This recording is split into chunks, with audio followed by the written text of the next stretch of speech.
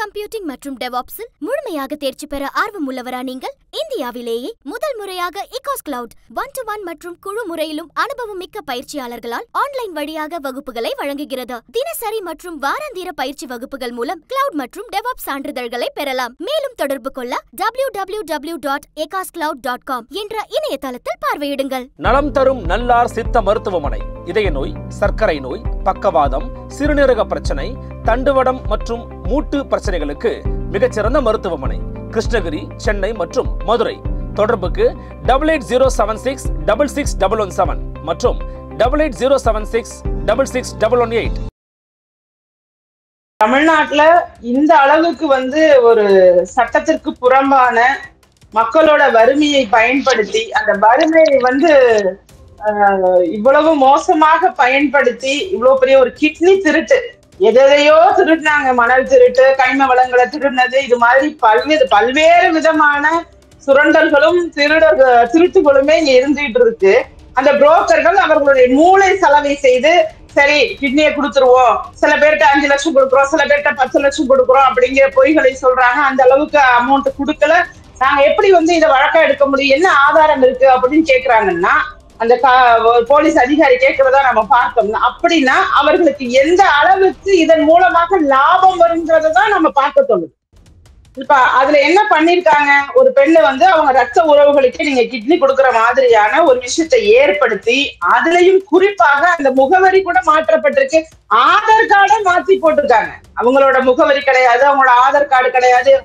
Madam, இது மாதிரி நாங்க நிறைய கடன் வாங்கிட்டோம், மகளிர் இந்த மைக்ரோ பைனான்ஸ்ல நிறைய கடன் வாங்கிட்டோம், வீட்டுக்காரர் குடிச்சிட்டு எந்த வேலைக்கு போகாம ரொம்ப கஷ்டப்படுத்துறாரு, எங்களால இந்த கடனை எப்படி அடைக்கிறதுன்னு தெரியல, ஆனா அதே சமயம் இது மாதிரியான ஒரு விஷயம் இருக்குன்னு கேள்விப்படுறோம், கிட்னியை விற்கலான்னு 6 லட்சம் ரூபாய் கிடைக்குமா அப்படின்னு இந்த பெண்கள் சொல்றது. நான் கூட இப்ப கடனை நீ என்ன ஆனாலும் பரவாயில்ல, நீ கடனை அடைச்சே ஆகணுங்கிற ஒரு நிலையில அந்த கண்டிஷன்ல அவங்க இருக்கும்போது, இந்த பக்கம் என்ன பண்றதுன்னே தெரியாம விபச்சாரத்துக்கு தள்ளப்படுற ஒரு சூழ்நிலையில இன்னைக்கு பெண்கள் இருக்காங்க. இவங்க அரசியலுக்காக இதை எடுத்து பேசுறாங்கிறத தயவு செய்து யாரும் நினைக்க கூடாது. இதுல அரசியல் அப்படிங்கறத கடந்து இதற்குள்ள நிறைய அரசுடைய ஈடுபாடு இருக்கிறதுனால ஆதங்கப்பட்டு பேசுறோம். தெரியாம நடந்திருக்கு அப்படின்னு சொன்னா அவர்களுடைய நிர்வாகத்திறன் சரியில்லைன்னு அர்த்தம். நீங்க நல்லா புரிஞ்சுக்கீங்க. தெரியாம நடந்திருக்குன்னு சொல்றதுக்கு இது ஒரு சாதாரண சம்பவம் கிடையாது. இதை மறைத்து ஒழித்து பண்ண முடியாது. இதுல நிறைய இன்வால்வ்மெண்ட் இருக்கு. ஒண்ணு, உங்களுக்கு தெரியாம நடந்திருந்தா உங்களுக்கு ஆட்சி அதிகாரத்துல சரியான முறையில நீங்க செயல்படலன்னு தான் நினைக்க தோணும். இன்னைக்குதான் எனக்கு தெரிஞ்சிருக்குன்னா இன்னும் 6-7 மாதத்துல உங்களோட ஆட்சியை முடிவுக்கு வரப்போகுது. இப்பதான் நீங்க இதை தெரிஞ்சிருக்கீங்கன்னு எப்படி ஏத்துக்க முடியும்? நீங்க ஓரணின்னு சொல்லி வீடு வீடா போகும்போது யாரும் வெளியில போங்கன்னு தமிழருடைய பண்பாடு ஓடிபி வரைக்கும் கொடுக்குறாங்களே, ஓடிபி வரைக்கும் போகுது திமுக, ஓடிபி வரைக்கும் கொடுக்குறாங்க. அதுக்கு நீதிமன்றம் தடை விதிச்சுட்டாங்க. நீங்க ஓடிபி பண்ணக்கூடாது அப்படிங்கறத தடை விதிச்சுட்டாங்க. நிம்மதி ப்ராப்பர்ட்டி மேனேஜ்மெண்ட். கான்டாக்ட் 7667008999. அன்னை பர்னிச்சர்ஸ். அன்னை திருமண சீர்வரிசை பொருட்கள், டிவி, ஃபிரிட்ஜ், வாஷிங் மெஷின் உள்ளிட்ட 200க்கும் மேற்பட்ட பொருட்கள் அடங்கிய திருமண சீர்வரிசை ரூபாய் 99,000 மட்டுமே. தமிழகம் முழுவதும் இலவச டோர் டெலிவரி. தொடர்புக்கு 7550014440 9345044044.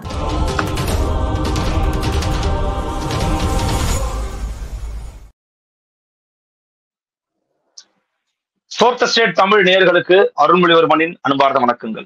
இது உங்கள் ஃபோர்த் எஸ்டேட் தமிழ் வழங்கும் பெருதும் பெருதுகள் நிகழ்ச்சி. இன்றைக்கு நம்மோடு இணைந்திருக்கிறார் அனைத்து மக்கள் அரசியல் கட்சியின் தலைவர் மரியாதைக்குரிய ராஜேஸ்வரி பிரியா அவர்கள். வாரோட ஒரு சிறப்பு நேர்காணல். வணக்கம். வணக்கம். வணக்கம். இப்போ அண்மையில நீங்க ஒரு விஷயத்த கேள்விப்பட்டிருப்பீங்க. நாமக்கல் மாவட்டத்துல கிட்னி திருடுற ஒரு கும்பல் ஒண்ணு உருவாகி இருக்கிறது. இந்த கிட்னியை யாரும் திருடுறாங்கன்னு பாத்தீங்கன்னா ரொம்ப ஏழை மக்கள், பாட்டாளி வர்க்க மக்கள் இருந்து அவங்கள குறி வச்சு அவங்களுக்கு இவ்வளவு பணத்தை கொடுக்குறோம் அப்படிங்கிற பேரில் பேசி திருடி இருக்கிறாங்க அப்படிங்கிற செய்தி வெளியாக இருக்கிறது. இன்னொரு மிகப்பெரிய ஒரு சேட்டலைட் ஊடகத்துல ஒரு செய்தியை ஒண்ணு நம்ம பார்த்தோம். அந்த கிட்னி திருட்டு புரோக்கரை ஏன் பிடிக்கணும் நாங்க அப்படின்னு காவல்துறை கேட்பதாகவே ஒரு கார்டை ஒண்ணு போட்டிருந்தாங்க. இந்த விவகாரத்தை நீங்க எப்படி பாக்குறீங்க? ஒரு கட்சியா, அதுவும் ஒரு தொடர்ச்சியா மக்கள் போராட்டங்களுக்கு குரல் கொடுக்க நபரா நீங்க எப்படி பாக்குறீங்க இந்த விவகாரத்தை? முதல்ல மிகுந்த மன வேதனையோட பாக்குறேன். ஏன்னா இது மாதிரியான கொடுமை எங்கேயுமே நடக்கக்கூடாது. தமிழ்நாட்டுல இந்த அளவுக்கு ஒரு சட்டத்திற்கு புறம்பான மக்களோட வறுமையை பயன்படுத்தி அந்த வறுமையை இவ்வளவு மோசமாக பயன்படுத்தி இவ்வளவு பெரிய ஒரு கிட்னி திருட்டு, எதையோ திருடினாங்க. மணல் திருட்டு, கனிம வளங்களை திருடினது, இது மாதிரி பல்வேறு விதமான சுரண்டல்களும் திருட்டுகளுமே இங்க இருந்துகிட்டு இருக்கு. இதற்கு மத்தியில இந்த பெண்கள், குறிப்பாக பெண்களை குறிவைத்து அவர்களை ஏன்னா இன்னைக்கு மைக்ரோ பைனான்ஸ் எல்லா இடத்துலயுமே கடன் கொடுக்குறாங்க. அந்த கடனை திருப்பி வாங்குறதுக்கு மிக அசிங்கமான வார்த்தைகளை பயன்படுத்துறது, வீடுக்குள்ள போய் அதீத தொந்தரவுகளை கொடுக்கறது, பெண்கள் என்ன முடிவு வேணாலும் எடுத்துருவோம் அப்படிங்கிற ஒரு நிலைக்கு தள்ளப்படக்கூடிய அளவுக்கு அந்த கடன்ல சிக்கி தவிக்கிறாங்க. குறிப்பாக இந்த நாமக்கல் மாவட்டம், இப்ப நீங்க குறிப்பிடக்கூடிய குமாரபாளையம் பகுதியெல்லாம் விசிட்டரி சார்ந்த மக்கள் அதிகம் இருக்கும்போது அவர்கள மூளை செலவை செய்து இப்ப இந்த கும்பல் எல்லாமே இன்டர்லிங்க் மாதிரி ஏற்படுத்தி இதுல அரசு அதிகாரிகளுக்கும் மருத்துவத்துறை, சுகாதாரத்துறையில உள்ள அதிகாரிகள், இவர்கள் எல்லாருக்குமே லிங்க் இருக்குமோங்கிற ஒரு எண்ணம் தான் தோணுது. ஏன்னா நீங்க பாத்தீங்கன்னா இது சாதாரணமான சம்பவமாக கடந்து செல்ல முடியாது. கிட்டத்தட்ட 100கணக்கான பெண்கள் அவங்க கிட்னி இல்லாம இருப்பதாக தகவல் வருது. அந்த தகவலை கேள்விப்படும் போது மனசு வெம்பி நொந்து, என்னடா இது, இந்த ஊர்ல நாம இருக்கணுமாங்கிற அளவுக்கு மனசை நோக்கடிக்கக்கூடிய ஒரு சம்பவமா தான் இதை நான் பாக்குறேன். ஏன்னா அந்த பெண்கள்கிட்ட போய் நீங்க வேறு விதமான ஒரு நிலைக்கு தள்ளப்படுறதை விட நீங்க உடல் உறுப்பை கொடுக்கலாம் அப்படிங்கிற மாதிரி புரோக்கர்களை செட் பண்றாங்க. அந்த புரோக்கர்கள் அவர்களுடைய மூளை செலவை செய்து, சரி கிட்னியை கொடுத்துருவோம், சில பேர்கிட்ட 5 லட்சம் கொடுக்குறோம், சில பேர்கிட்ட 10 லட்சம் கொடுக்குறோம் அப்படிங்கிற பொய்களை சொல்றாங்க. அந்த அளவுக்கு அமௌண்ட் கொடுக்கல. சில பேர், நிறைய பேர் குறிப்பிட்ட பணத்தை வாங்காமலும், ஏன்னா போய் கம்ப்ளைண்ட் கொடுக்க பயந்துக்கிட்டு, ஏன்னா இதுவே போலித்தனமா நம்ம செஞ்சிருக்கோம், அதற்கு முன்னதாகவே இந்த கும்பல் சொல்லிடுறாங்க, இது வெளியில சொல்லக்கூடாது, இது வெளியில சொன்னா உங்களுக்கு தான் ஆபத்து அப்படிங்கிற மாதிரி அவர்களையும் பயமுறுத்தி, இது ஒரு வார்த்தையே இல்லைங்க, இப்படி ஒரு சம்பவம் நடந்துட்டு இருக்கு அப்படிங்கிறத இன்னைக்குதான் என்னமோ புதுசா தெரிஞ்ச மாதிரி சுகாதாரத்துறை அமைச்சரா இருக்கட்டும், அந்த துறை வாரியாகவும் நடந்து கொள்வதெல்லாம் பார்க்கும் போது உண்மையாகவே கடும் கோபம் வருகிறது, அறச்சீற்றம் வருகிறது. இவர்களுக்கெல்லாம் எல்லாம் தெரிந்தும் தெரியாதது போல, இன்னைக்கு காவல்துறை குறிப்பிட்டது போல, நாங்க எப்படி இதை வழக்கா எடுக்க முடியும், என்ன ஆதாரம் இருக்கு அப்படின்னு கேட்கிறாங்கன்னா, அந்த போலீஸ் அதிகாரி கேட்கிறதா நம்ம பார்த்தோம்னா, அப்படின்னா அவர்களுக்கு எந்த அளவுக்கு இதன் மூலமாக லாபம் வருங்கிறதான் நம்ம பார்க்க தோணுது. இப்ப இந்த காவல்துறைக்கு எப்படி லாபம் இருக்க முடியும்? அப்ப நீங்க என்ன சொல்றீங்கன்னா, நம்ம அரசுக்கே என்னமோ தெரிஞ்சே இதை பண்றாங்க அப்படிங்கிற மாதிரி சொல்றீங்களா நீங்க? நிச்சயமாக இதுல என்ன மாற்று கருத்து இருக்க முடியும்? நீங்க ஒரு சம்பவம் 1 நடந்தா 2 நடந்தா பரவாயில்லைங்க, 100கணக்கான சம்பவங்கள் நடந்திருக்கு, ஒரு குறிப்பிட்ட பகுதியிலேயே நிறைய நடந்திருக்கு. அப்ப நிச்சயமாக இந்த சம்பவம் மேல மேல உள்ள எல்லாருக்குமே துறை வாரியாக தெரிஞ்சிருக்கும் தான். அதை எப்படி மறைக்கிறதுக்குன்னு சொல்லி ஒரு பெரிய நெட்வொர்க் உருவாக்கி இருக்காங்க. அந்த நெட்வொர்க் மூலமா, ஏன்னா ஒருத்தரோட கிட்னி எடுக்கணும்னா முறைப்படி எடுப்பதற்கு பல்வேறு விதமான நடைமுறைகள் இருக்கு. ஒரு உறுப்பு தானம்ங்கிறது லீகலா பண்றதுக்கும் இல்லீகலா பண்றதுக்கும் நிறைய ப்ரொசீஜர்ஸ் எல்லாம் இருக்குது. ஆமா, இப்ப அதுல என்ன பண்ணிருக்காங்க, ஒரு பெண்ணு அவங்க ரத்த உறவுகளுக்கு நீங்க கிட்னி கொடுக்குற மாதிரியான ஒரு விஷயத்தை ஏற்படுத்தி, அதுலயும் குறிப்பாக அந்த முகவரி கூட மாற்றப்பட்டிருக்கு, ஆதார் கார்டை மாத்தி போட்டிருக்காங்க. அவங்களோட முகவரி கிடையாது, அவங்களோட ஆதார் கார்டு கிடையாது, எல்லா அடிப்படை ஆதாரங்களையுமே மாத்துறாங்க. அப்படின்னா அங்க உள்ள அரசு அதிகாரிகளுக்கு தொடர்பு இருக்குமா இருக்காதாங்கிறத நம்ம தெரிஞ்சுக்கணும்ல. இப்போ இந்த அளவுக்கு இந்த ஒரு நெட்வொர்க் செயல்பட்டுருக்குன்னா இதுல நாம சந்தேகிக்கிறதுல என்ன தவறு இருக்கு? இதுல உடந்தையாக நிச்சயமாக துறை வாரியாக, எல்லோரையுமே சொல்லலைங்க, அந்த துறையில இருக்கக்கூடிய ஒரு குறிப்பிட்ட அதிகாரிகளுக்காவது இது தெரிஞ்சிருக்கும். இது தெரிஞ்சிருக்காதுன்னு சொல்றது நம்ம யாருமே நம்ப முடியாது. ஒரு சிலருக்கு வேணா தெரியாம இருக்கலாம், ஆனா இது மாதிரி ஒரு தவறு இந்த இடத்துல நடக்குதுங்கிறதும், இது தமிழகம் முழுவதும் பரப்பப்பட்டு, நானே இப்ப அரசியல் களத்துல ஒரு பெண்ணாக நம்ம ஒரு கட்சி தலைவராக இருக்கும்போது பல பெண்கள் வாயால சொல்றதை நான் கேட்டுட்டேன். மேடம் இது மாதிரி நாங்க நிறைய கடன் வாங்கிட்டோம், மகளிர் இந்த மைக்ரோ பைனான்ஸ்ல நிறைய கடன் வாங்கிட்டோம், வீட்டுக்காரர் குடிச்சிட்டு எந்த வேலைக்கு போகாம ரொம்ப கஷ்டப்படுத்துறாரு, எங்களால இந்த கடனை எப்படி அடைக்கிறதுன்னு தெரியல, ஆனா அதே சமயம் இது மாதிரியான ஒரு விஷயம் இருக்குன்னு கேள்விப்படுறோம், கிட்னியை விற்கலான்னு 6 லட்சம் ரூபாய் கிடைக்குமா அப்படின்னு இந்த பெண்கள் சொல்றது நான் கூட இப்பதான சமீபத்துல இப்போ போன வாரம் இந்த சம்பவம் வெளிவரும் போதுதான் இது போன்ற கருத்துக்களை பெண்கள் மனசுல இருக்குங்கிறத கூட நமக்கு தெரிய வருது.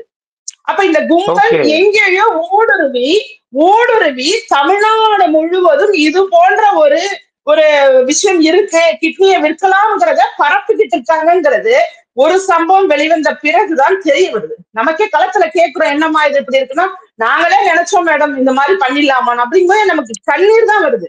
அவர்களுடைய நிலையை நினைத்து இந்த நிலைக்கு தள்ள, ஏன்னா இந்த பக்கம் 24 மணி நேரமும் டாஸ்மாக திறந்து வச்சு கள்ளத்தனமாகவும் விற்பனை செய்து முழு நேர குடி நோயாளிகளை உருவாக்கி ஒரு பக்கம் கிட்னி போயிடுச்சு. பலர் கிட்னி போய் இளம் விதவைகள் உருவாகி பெண்களோட நிலைதான் மிக மோசமா இருக்கு. இந்த நிலை ஒரு பக்கம் உருவாக்கி இருக்கு. இப்ப கடனை நீ என்ன ஆனாலும் பரவாயில்ல, நீ கடனை அடைச்சே ஆகணுங்கிற ஒரு நிலையில அந்த கண்டிஷன்ல அவங்க இருக்கும்போது இந்த பக்கம் என்ன பண்றதே தெரியாம விபச்சாரத்துக்கு தள்ளப்படுற ஒரு சூழ்நிலையில இன்னைக்கு பெண்கள் இருக்காங்க. அப்ப இது மாதிரி தவறான தொழிலுக்கு போறதா அல்லது உடல் உறுப்பை விற்பனை செய்வோமா? இந்த குறிப்பிட்ட வாசகத்தை தான் இந்த இடைத்தரகர்கள் பயன்படுத்துறதாக நான் கேள்விப்படுறேன். நீங்க சொல்றீங்க, நீங்க தொடர்ச்சியா மக்களை போய் மீட் பண்றீங்க, மக்களும் உங்களை சந்திக்கிறாங்க, அப்ப அதன் மூலமாக வர விஷயங்கள் நீங்க வெளிப்படுத்துறீங்க. ஆனா இதுல இந்த புரோக்கர்கள் தான் ரொம்ப முக்கியத்துவம் வாய்ந்தவர்கள்னு ஏன் சொல்றீங்க? ஏன்னா இப்ப இந்த புரோக்கர் பாத்தீங்கன்னா திராவிட ஆனந்தன்னு பேர் இருக்கிறதா சொல்றாங்க. அந்த நபர் பாத்தீங்கன்னா திமுகவினுடைய ஒன்றிய கழகத்தினுடைய தலைமை கழக பேசுறதுல அங்க லோக்கல்ல இருந்திருக்கிறாரு. அவரை திமுக காரர் அப்படிங்கறதுனால நீங்க கார்னர் பண்றீங்க, அல்லது நீங்க பொதுவாக இந்த புரோக்கர்ன்றத கார்னர் பண்றீங்களா? இது எப்படி புரிஞ்சுக்கலாம்? அதாவதுங்க, இப்ப இன்றைக்கு தமிழ்நாட்டுல நடக்கக்கூடிய பிரதான பிரச்சனைகள் எல்லாவற்றிலுமே அதுல 75% பேர் திமுக நிர்வாகிகளாகத்தான் இருக்காங்க.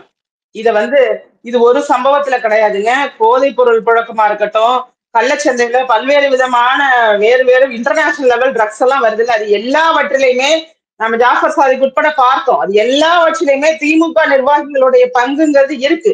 நாம இதை பேசும்போது இந்த ஆனந்தன் அப்படிங்கிற நபர் திமுகவை சேர்ந்தவர் வெளிப்படையாக நமக்கு தெரியுது. இன்னும் ஆய்வு பண்ணி பார்த்தோம்னா ஆங்காங்கே இருக்கக்கூடிய திமுக நிர்வாகிகளுடைய ஈடுபாடும் இதுல இருக்குங்கிறது எங்களை போன்றவருக்கு நல்லாவே தெரியும். அவர்களுடைய மருத்துவமனையும் குறிப்பிட்டாங்க. அந்த மருத்துவமனையும் பாத்தீங்கன்னா லோக்கல்ல இருக்கிற ஒரு எம்எல்ஏ, திமுக எம்எல்ஏ மருத்துவமனைன்னு சொல்றாங்க. ஆமா, இன்னைக்கு கூட உயர் நீதிமன்றம் அங்க மாற்று அறுவை சிகிச்சை செய்யக்கூடாது, சிறுநீரக சிகிச்சை அறுவை சிகிச்சை எதுவுமே மாற்று அறுவை பண்ணக்கூடாது, இன்னைக்கு தடை போட்டிருக்காங்கல்ல. அப்பனா நாம முழுசாக என்ன நினைக்கணும்? திமுகவை திமுகவுடைய நிர்வாகிகள் இவ்வளவு மோசமான சூழ்நிலையை உருவாக்கி இதன் மூலமாக கூட பணம் ஈட்டணும்னு நினைச்சிட்டு இருக்காங்கன்னா இன்னும் வேற என்ன சொல்றது? இதுல அரசியல்லாம் கடந்துங்க நம்ம நாட்டோட நிலையை நினைச்சு ரொம்ப வருத்தமா இருக்கு. நம்ம இப்ப திமுகன்னு பேசுறதுனால ஒருவேளை இந்த சம்பவத்தோட ஒரு எப்படி சொல்றது நினைக்கிறீங்க? ஆமா, அத டைரக்ஷன் மாத்தி இவங்க அரசியலுக்காக இதை எடுத்து பேசுறாங்கிறத தயவு செய்து யாரும் நினைக்க கூடாது. இதுல அரசியல் அப்படிங்கறத கடந்து இதற்குள்ள நிறைய அரசுடைய ஈடுபாடு இருக்கிறதுனால ஆதங்கப்பட்டு பேசுறோம். பெண்கள் இந்த நிலைக்கு தள்ளப்பட்டு 6 லட்சத்துக்கும் 5 லட்சத்துக்கும் நாங்க எங்களோட கிட்னியை விற்கிறோங்கிற அளவுக்கு போயிருக்காங்கன்னா நீங்க என்ன ஆட்சி செய்தீங்க? என்ன பொருளாதாரத்துல உயர்ந்திருக்கோங்கிற சொல்லக்கூடிய தமிழ்நாட்டுல ஒரு குடும்ப சூழ்நிலைக்காக உடல் உறுப்பை இல்லீகலா சட்டத்திற்கு புறம்பாக ஒரு குற்றவாளியாக மாறி அதை விற்கக்கூடிய அளவுக்கு தைரியம் படைத்த பெண்களாக நீங்க மாற்றி இருக்கீங்கல்ல. இது என்ன ஆட்சி? இது குற்றவாளின்னு சொல்ல வரீங்களா? அரசுதான் முதன்மை காரணம்னு சொல்ல வரீங்களா? கண்டிப்பாக முதன்மை குற்றவாளியாக அவர்களை தான் நம்ம குறிப்பிடணும். ஏன்னா நீங்க மகளிருக்கு மேலோட்டமான திட்டங்களை அரசாங்கம்னால மாதம் 1000 ரூபாய் உரிமை தொகை கொடுக்குறாங்க, இலவச பேருந்து பயணம் கொடுக்குறாங்க, பெண் குழந்தைகளுக்கு 1000 ஒரு புதுமை பெண் திட்டம் 1000 ரூபாய் கொடுக்குறாங்க. இதெல்லாமும் இந்த அரசு பண்றாங்கல்ல மேடம். நீங்க 1000 ரூபாய் கொடுக்கறதுனால நிதி நிலைமை எல்லா பெண்களுக்கும் உயர்ந்துருங்கலாம் சொல்ல முடியாதுங்க. அவர்கள் அன்றாடம் சந்திக்கின்ற விலைவாசி உயர்வே எங்கேயோ போயிட்டு இன்னைக்கு வீட்டுல இருக்கிற குடும்ப பெண்களுக்கு தான் தெரியும். கேஸ் சிலிண்டர் விலையிலேருந்து மற்ற உணவுப் பொருட்கள், சீரகம், மிளகு, சோம்பு, இப்படி அன்றாடம் எண்ணெய், இது மாதிரியான அன்றாட உணவுப் பொருட்களோட விலை எங்கேயோ போயிட்டு இருக்கு. அவர்களுடைய எல்லாவற்றுக்குமே சிரமப்படக்கூடிய ஒரு சூழ்நிலை உருவாகி இருக்குங்க பெண்களுக்கு. நீங்க பேருந்து இலவசம்னு சொல்றீங்க, நீங்க சரியில்லாத பேருந்துகளை ஓட்டிட்டு இன்னைக்கு வரைக்கும் அப்பாவி பச்சை பிள்ளை ஒரு 3 வயசு குழந்தை இறந்து போயிருக்கு. நீங்க ஸ்டேரிங் கண்ட்ரோல் பண்ண முடியலங்கிறதுக்காக ஒரு வீட்டுல கொண்டு போய் விட்டுருக்கீங்க. இப்ப நீங்க இலவச பேருந்து வேணுமா அல்லது பேருந்து இருக்கிற பேருந்துகளை நல்ல பேருந்துகளா மாத்தி இயக்கணுமான்னு கேட்டா எதுன்னு நீங்க நேரடியா பெண்கள்கிட்ட போய் கேட்கலாம். நீங்க டாஸ்மாக குறைக்கணுமா, கண்ட்ரோல் பண்ணணுமா, அல்லது 1000 ரூபாய் வேணுமா அப்படி பெண்கள்கிட்டயே கேட்கலாம். நீங்க படிப்படியாக மதுவை குறைக்கிறேன்னு சொன்னீங்க. மதுவை எங்கேயுமே குறைச்சுதான் எந்த விதமான இதுவுமே இல்லை. ஒரு 500 கடையை மூடினது கூட ஒரு கடைக்கு அதாவது எந்த கடைகள் எல்லாம் வியாபாரம் குறைவா இருக்கோ அந்த கடைகளை தேர்வு செய்து நீங்க மூடுனீங்களே தவிர அது உங்களுக்காக, இது மக்களுக்காக இல்ல. இது எல்லாமே எடுத்து பேசுறது, நாங்க பேசுறது வந்து பாக்குறவங்களுக்கு கண்டிப்பா புரியும். ஏன்னா அந்தந்த ஊர்ல எவ்வளவு இடையூறாக என்னென்னலாம் நடந்துகிட்டு இருக்குங்கிறது கண்டிப்பாக மக்களுக்கு தெரியும். அதிலும் குறிப்பாக இந்த 4 ஆண்டுகளுக்குள்ள எத்தனை விதமான மடங்கு நடந்திருக்குங்கிறது தான். இப்ப நான் வந்து அரசியலுக்காக இப்பதான் நடக்குது அப்படின்னு நான் பேசல. போதைப் பொருள் கலாச்சாரமா 4 வருஷத்துக்கு முன்னாடி எத்தனை சதவீதம் இருந்தது, இப்ப எத்தனை சதவீதமா மாறி இருக்கு, பெண்களுக்கு எதிரான குற்றங்களா அது எவ்வளவு மாறி இருக்கு, போக்சோ வழக்குகளா, போக்சோ தொடர்பாக தொடர்ச்சியா உங்க கட்சி துவங்குறதுக்கு முன்னாடி இருந்தே நீங்க மதுவிலக்கு தொடர்பா பேசிட்டு தான் வரீங்க. ஆமா, அது அது அது அந்த மதுவிலக்கு தொடர்பா நான் பேசும்போதுங்க நிறைய சொல்றேன். மது விலக்குங்கிறதுக்கு முன்னாடி நிறைய வேலைகள் இருக்கு அரசாங்கத்திற்கு. உடனடியாக மதுவிலக்கு சாத்தியப்படாது. நான் மதுவிலக்கு அப்படிங்கறத உடனடியாக இம்ப்ளிமெண்ட் பண்ண முடியாது. இன்னைக்கு நிறைய சதவீதம் உயர்ந்துகிட்டே போகுது. 50, 60, 70 சதவீதம் குடிப்பவர்களோட எண்ணிக்கை அதிகமாயிட்டே போகுது. நான் குறிப்பாக பேசுவது குடி நோயாளிகளை நோக்கிதான். குடி நோயாளிகள் ஏன் உருவாக்குறாங்க, அவர்கள் உயிரை நீங்க வாங்கிட்டு இருக்கீங்க, அதற்கு என்ன தீர்வு அரசாங்கம் கண்டிருக்கு, எத்தனை மறுவாழ்வு மையங்களை அமைச்சிங்க, அரசாங்கத்தின் மூலமாக எவ்வளவு பேரை நீங்க குடியில இருந்து மீட்டு எடுத்துட்டு வந்தீங்க, இது போன்றவற்றை நான் வலியுறுத்துறேன். ஏன்னா படிப்படியாகத்தான் போக முடியுமே தவிர உடனடியாக நம்ம மது விலக்கு அப்படின்னு பேசணும்னா ஏகப்பட்ட பிற போதைப் பொருட்கள் உள்ளுக்குள்ள வருவதற்கான வாய்ப்புகள் இருக்கு. கள்ளச்சாராயம் இன்னைக்கு இவ்வளவு டாஸ்மாக் கடைகள் இருக்கும் போதே கள்ளச்சாராய விற்பனை நடக்குது. அப்ப கள்ளச்சாராயத்தை எப்படி கண்ட்ரோல் பண்ணணும், இது எல்லாமே இருக்கு. இது ஒரு நாள் ப்ராசஸ் கிடையாது. இது நிறைய நம்ம இதுல ஒரு குழு அமைச்சு இதுக்கு தனிப்படை அமைத்து இதற்கான தீர்வுகளை நோக்கி மக்களை வந்து நல்வாழ்வுபடுத்துறதுக்கும் நல்ல நிலைமைக்கு அவங்களை கொண்டுட்டு வர்றதுக்கும் இது தனியா மக்கள் மீது பற்றுடைய ஆட்சியாளர்கள் இருந்தால் இது சாத்தியப்படும். இவர்களை பொறுத்த வரைக்கும் எந்தெந்த விதத்துல வருமானத்தை ஈட்டலாம், கள்ளத்தனமா பாட்டிலுக்கு 10 ரூபாய் ஏற்றி வருமானத்தை ஈட்ட முடியுமா, அல்லது வேற என்ன, இப்ப கிட்னியே திருடி இதுல எத்தனை நிர்வாகி நீங்க சொன்ன மாதிரி திமுகவினருடைய தொடர்புடைய மருத்துவமனைகள் எத்தனை இன்னும் மாட்டேங்க இப்ப மாற்றி இருக்கிறதுங்கிறது சும்மா ஒரு சாம்பிள், இது ஒரு எடுத்துக்காட்டு இல்ல. இது வந்து ஆட்சியாளர்களுக்கு தெரிந்தே, முதலமைச்சருக்கு தெரிந்தே, சுகாதாரத்துறை அமைச்சருக்கு தெரிந்தே நடக்கிறதுன்னு சொன்னீங்கன்னா நீங்க சொல்ற லாஜிக் இருக்கு. அவங்கதான் நடவடிக்கை வந்து எடுத்துடுறாங்க, தெரிஞ்சவங்க ஆக்ஷன் எடுத்துருக்காங்களா, அப்ப தெரியாம நடந்திருக்கு தானே, இது அப்படிதான் நீங்க பாக்கணும். இல்ல தெரியாம நடந்திருக்கு அப்படின்னு சொன்னா அவர்களுடைய நிர்வாகத்திறன் சரியில்லைன்னு அர்த்தம். நீங்க நல்லா புரிஞ்சுக்கீங்க.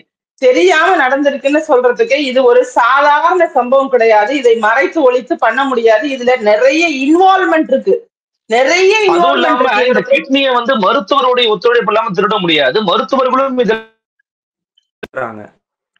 ஆமா மருத்துவருடைய ஒத்துழைப்பு வேணும். நான் குறிப்பிட்டது போல ஆதாரங்களை தயார் பண்றாங்க. ஆதாரங்கள்னா அவர்களுடைய அடையாளம், அவங்க முகவரி, அவர்களோட டீட்டெயில், இது எல்லாத்தையுமே மாத்துறாங்க. அந்த இடத்துல அரசு அதிகாரிகளுடைய ஒத்துழைப்பும் வேணும். அது இல்லாம நீங்க போலியாக இமிடியேட்டா கன்வெர்ட் பண்ண முடியாது.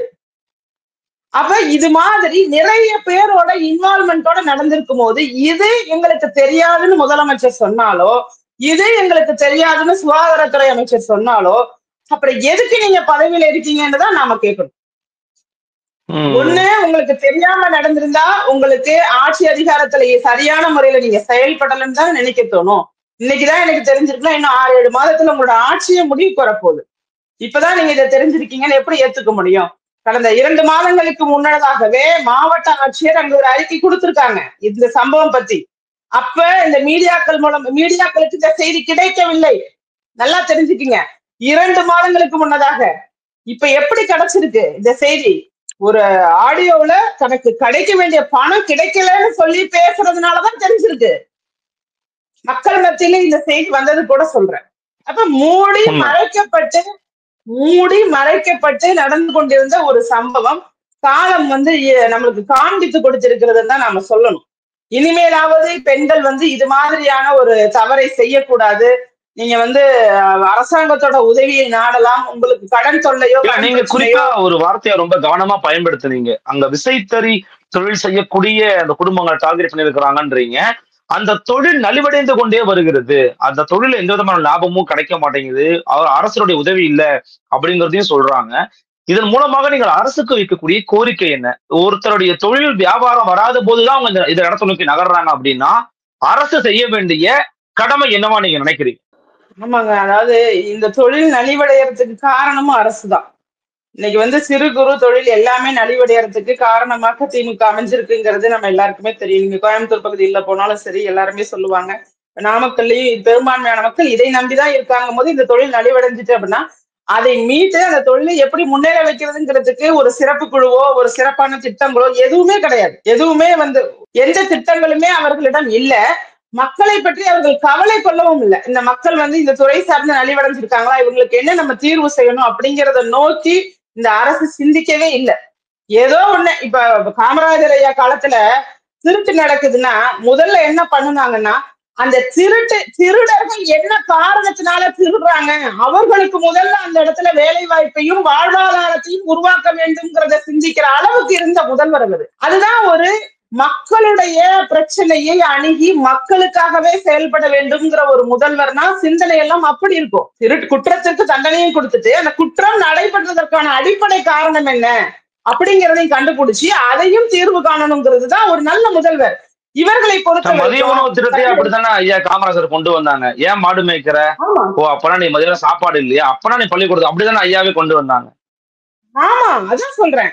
ஒரு குற்றத்தை கூட அந்த குற்றம் செய்யறவனுக்கு ஒரு காரணம் இருக்குன்றத அலசி ஆராய்ந்து பண்ணுவார். இங்க என்னன்னா அந்த குற்றத்தை நான் ஆட்சி அதிகாரம் என்னுடைய திமுகங்கிறத பயன்படுத்தி நீ குற்றம் செய்துக்க, நீ என்ன குற்றம் வேணாலும் செஞ்சுக்க, நீ வந்து போதைப் பொருளை கடத்திக்க, நீ வந்து கிட்னியை வித்துக்க, மண்ணெண்ணி வித்துக்க, நீ என்ன குற்றம் வேணாலும் திமுக பயன்படுத்தி செஞ்சுக்க அப்படின்னு சொல்றதுதான் இன்னையோட திராவிட மாடல். இந்த திராவிட மாடலை நாம என்னன்னு சொல்றது, வேதனையா இருக்கு. அதாவது ஒரு ஆட்சியாளர் உண்மையாக மக்களுடைய பிரச்சனையை இன்னைக்கு வந்து உங்களோட நானு அப்படின்னு சொல்லி பேசுறதை விட்டுட்டு இந்த கடந்த 4 ஆண்டு காலமாக நீங்க மக்களோட இருந்தீங்களா, இதுதான் கேள்வி. சுற்றி இருக்கிறவர்கள் சொல்வதை வச்சுக்கிட்டு நல்லா இருக்கு, நாடு நல்லா இருக்கு, எல்லாம் நல்லா இருக்கு அப்படின்னு சொல்லி அதையே நினைச்சுக்கிட்டு தன்னுடைய பிள்ளையை வந்து நீங்க வந்து துணை முதல்வர் ஆக்க வேண்டும் அப்படிங்கறத நோக்கி அந்த பயணத்திலே இருந்துட்டு இன்னைக்குதான் வந்து உங்களோட நானு நீங்க என்ன பிரச்சனைன்னு சொல்லுங்க அப்படின்னு கேட்கறதுக்கே நீங்க வந்திருக்கீங்க அப்படின்னு சொன்னா மக்கள் புரிஞ்சுக்கிட்டாங்க, உங்களை பற்றி தெளிவாக புரிஞ்சுக்கிட்டாங்க. நீங்க வரக்கூடிய தேர்தல்ல அதோட கன்சீக்வன்சஸ பார்க்கதான் போறோம். இல்ல நீங்க தொடர்ச்சியா இந்த விவகாரத்தினுடைய தாக்கம் என்ன எப்படி இம்பாக்ட் ஏற்படுத்திருக்குன்னு சொல்றீங்க. ஆனா அந்த பக்கம் வந்து பாத்தீங்கன்னா ஓரணியில் தமிழ்நாடு அப்படிங்கிற இதுல மக்களை வீடு வீடா சென்று சேர்த்துக்கிட்டு தானே இருக்கிறோம் அப்படிங்கிறதையும் வந்து ஒரு பக்கம் காமிக்கிறாங்களே, அந்த இம்பாக்ட தெரியப்படுத்துவாங்க நம்புறீங்களா? நீங்க வீடு வீடாக இன்னைக்கு நீங்க தமிழ்நாட்டுல யாரு வீட்டுக்கு எந்த கட்சிக்காரவங்க போனாலும் யாரும் வெளியில போங்கன்னு சொல்ல போறது இல்லைங்க. நீங்க ஓரணின்னு சொல்லி வீடு வீடா போகும்போது யாரும் வெளியில போங்கன்னு தமிழருடைய பண்பாடு ஓடிபி வரைக்கும் கொடுக்குறாங்களே, ஓடிபி வரைக்கும் போகுது திமுக, ஓடிபி வரைக்கும் கொடுக்குறாங்க. அதுக்கு நீதிமன்றம் தடை விதிச்சுட்டாங்க. நீங்க ஓடிபி வந்து பண்ணக்கூடாது அப்படிங்கறத தடை விதிச்சுட்டாங்க. அந்த இவர்களோட இன்னைக்கு வந்து வீடு வீடா போய் பண்ற லெவலுக்கு ஏன் இறங்குனாங்கன்னா கையில கிடைத்த அதிகாரத்தை சரியான முறையில மக்களுக்காக பயன்படுத்தவில்லை அப்படிங்கறது அவங்களுக்கு தெரிஞ்சுட்டு கிடைத்த பதவியையும் அதிகாரத்தையும் நீங்க துறைவாரியாக மக்களுக்காக செயல்படுத்தி கொண்டிருந்தால் இன்னைக்கு நீங்க வீடு வீடாக போய் ஓரணியில சேர்க்கணுங்கிற அவசியமே இல்லை. மக்கள் தானாகவே ஓரணியில நின்றுருப்பாங்க உங்களுக்காக.